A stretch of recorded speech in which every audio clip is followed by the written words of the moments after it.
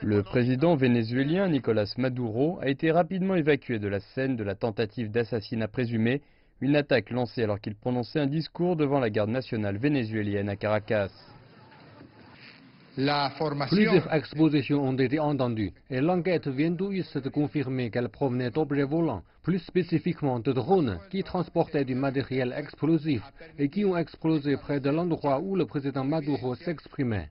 Quelques heures après l'attentat, le président Maduro a confirmé l'arrestation de plusieurs personnes soupçonnées d'être impliquées dans l'attaque. Il a ensuite accusé le président colombien Juan Manuel Santos d'être mêlé au complot. Je n'ai aucun doute sur le fait que tout pointe vers l'extrême droite au Venezuela, en alliance avec la droite colombienne, et que le président colombien Juan Manuel Santos se trouve derrière cette attaque. Je n'ai aucun doute. Nicolás Maduro a également pointé du doigt les dissidents vivant aux États-Unis.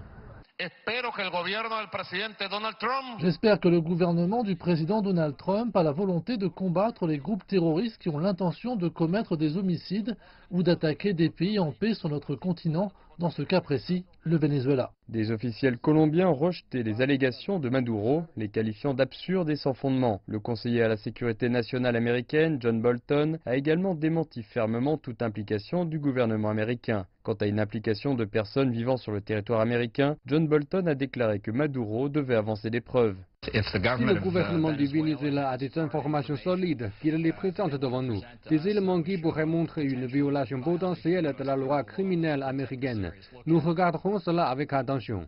Les autorités continuent d'enquêter et le ministre de la Justice, Nestor Reverol, a déclaré que davantage de personnes avaient été identifiées pour leur possible implication à la fois à l'intérieur et à l'extérieur du Venezuela.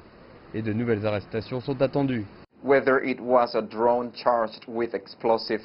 ce soit des drones chargés d'explosifs, l'explosion d'un réservoir de gaz ou un groupe appelé les soldats en t-shirt qui revendique ces attaques, l'opposition vénézuélienne estime que le gouvernement ne fait que créer une distraction des vrais problèmes du Venezuela, tels que les pénuries extrêmes de nourriture et de médicaments, ainsi que la profonde crise économique qui touche le pays.